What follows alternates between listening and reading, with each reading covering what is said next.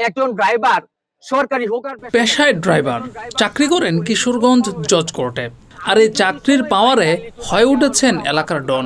তার আতঙ্কে আতঙ্কিত থাকে এলাকার মানুষ। চলে মামলা বাণিজ্য। চাকরির প্রভাব খাটিয়ে বিভিন্ন মামলায় এলাকার অন্তত অর্ধশত মানুষকে ফাঁসিয়েছেন। অধিকাংশ মামলায় বাদী করেছেন স্ত্রী, বোন এবং শালিকাকে। বাদ দেননি নিজের পরিবারের মানুষদেরও। বলা হচ্ছে কিশোরগঞ্জ জজ কোর্টের ড্রাইভার মোহাম্মদ সাইফুল ইসলামের কথা। তার অত্যাচারে অতিষ্ঠ স্থানীয়রা। তার অত্যাচার থেকে বাঁচতে পারেনি এলাকার মানুষ থেকে শুরু করে পরিবারের মানুষ। তাদেরও একজন সৎ বোনের ছেলে দিনমজুর খায়রুল ইসলাম। বৈধ কাগজপত্র থাকার পরও মিথ্যা মামলায় খায়রুলকে ফাঁসিয়ে জেলে পাঠিয়ে তার জমি দখল করে নিয়েছেন সাইফুল। তার অত্যাচার থেকে বাঁচার জন্য পুলিশ সুপার, উপজেলা নির্বাহী কর্মকর্তা এবং জেলা প্রশাসকের কাছে লিখিত অভিযোগও দিয়েছেন, মানববন্ধন করেছেন, কিন্তু তারপরও কোনো প্রতিকার পাননি। আমার মামা কিশোরগঞ্জ জেলা জজ কোর্টের ড্রাইভার, তার দাপটে এলাকাবাসী কেউই মুখ খুলে না। আমার জায়গা জবরদস্তি করে দখল করছে। আমার নামে মিথ্যা মামলা একের পর এক মামলা দিতেছে। 2বার আমি জেলও কাটছি, 2বার জেল কাটছি। তারপরে দুজি এলাকাবাসী কেউ মুখ খুলে তারা মামলার ভয় দেখা। এমন হয় লোকজন যায় গিয়া ভিডিও, আমার তো ভিডিও ফুটেজ আছে, এরা ঘরে মারতে যা। এই বিষয়ে আর কেউ এই ভয়ে কেউ মুখ খুলে না। আমি এই বিষয়ে লিখিত অভিযোগ দিছি কিশোরগঞ্জ জেলা জজ কোর্টও দিছি, একটা জজ স্যারের কাছে, একটা দিছি কিশোরগঞ্জ এই জেলা প্রশাসকের কাছে, একটা দিছি কিশোরগঞ্জ পুলিশ সুপারের কাছে, একটা দিছি এই টিনো স্যারের কাছে, একটা দিছি সেনাবাহিনী ক্যাম্পে।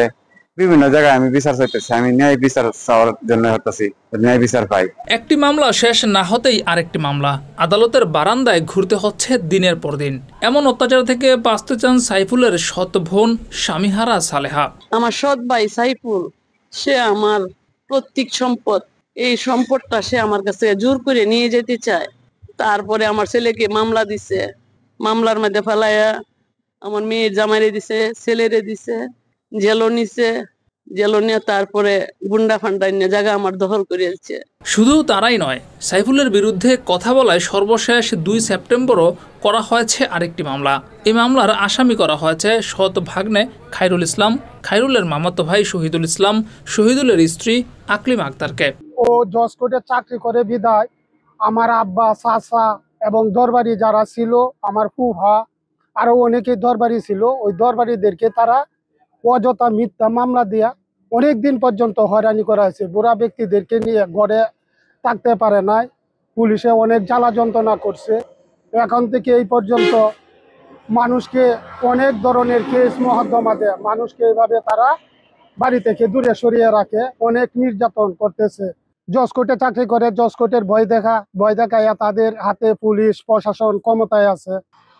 আমার 3 ভাইরে অযথায় মামলা দিয়েছে, দেওয়ার পর আমরা অনেকদিন জেল কাটলাম বলে আমি না, শুধু আমার ওই পাড়া প্রতিবেশী, আত্মীয় স্বজন এর সবাই হ্যারাসমেন্ট করছে, অনেক ক্ষতিগ্রস্ত করছে। আমি এটা সুস্থ তদন্ত এবং বিচার চাই।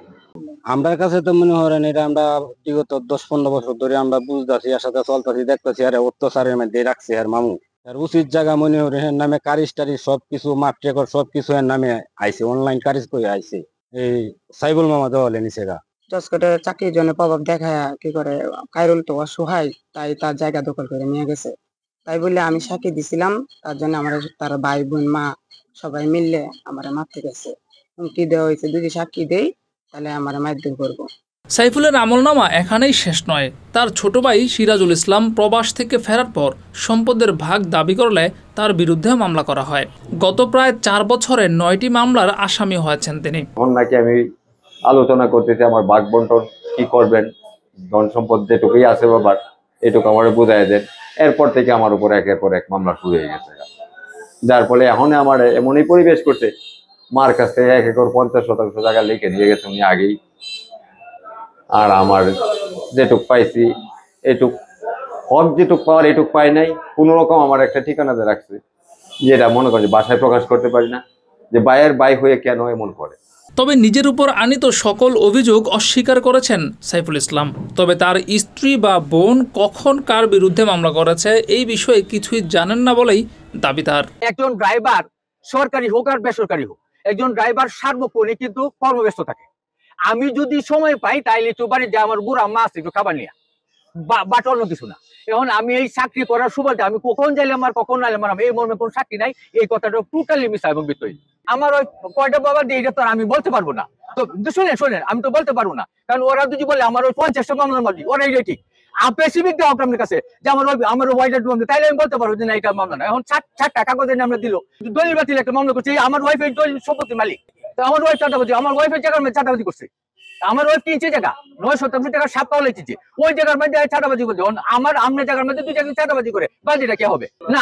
আর চাঁদাবাজি করে কিভাবে, এইটা তো পুলিশ ইনভেস্টিগেশন রিপোর্টে পাইছি, এখন কিভাবে করছে এটা তো আমি কোন দিতে পারবো না ভাই। কষ্ট আসে না কোনো সরকারি কর্মকর্তা বা পুলিশ হোক আর যাই হোক, যদি কেউ বলে বায়াস করছে এটা টোটালি মিথ্যা। কেউ যদি ইচ্ছাকৃতভাবে কারো বিরুদ্ধে মামলা করে তাহলে মামলাকারী ব্যক্তির বিরুদ্ধে আইনগত ব্যবস্থা নেওয়ার সুযোগ রয়েছে বলে মন্তব্য করেছেন কিশোরগঞ্জ জেলা আইনজীবী সমিতির সাধারণ সম্পাদক অ্যাডভোকেট আমিনুল ইসলাম রতন। আমাদের ক্রিমিনাল কোনো মামলা যদি কোনো লোক কিংবা ব্যক্তি মিথ্যা মামলা আনয়ন করে এবং সেটা আমাদের পেনাল সেকশনের কিছু বিধান আছে, এবং যে মামলাগুলি হয়রানিমূলক হয় সেই ক্ষেত্রে যার বিরুদ্ধে হয়রানিমূলক মামলা করা হয়েছে যদি প্রমাণিত হয় যে মামলাটা মিথ্যা হয়েছে, তাহলে সে নিজে মানহানি এবং ক্ষতিপূরণের মামলা করতে পারে। সাইফুলের অত্যাচারে অতিষ্ঠ স্থানীয়রা, সেই সঙ্গে তার স্ত্রী, বোন এবং শালিকার মামলা বাণিজ্যের জন্য সাধারণ মানুষ তাদের বিরুদ্ধে কথা বলতেও ভয় পায়। তারা সাইফুল এবং তার দোসরদের শাস্তি দাবি করেছেন। জিয়াউর রহমান, যুগের চিন্তা।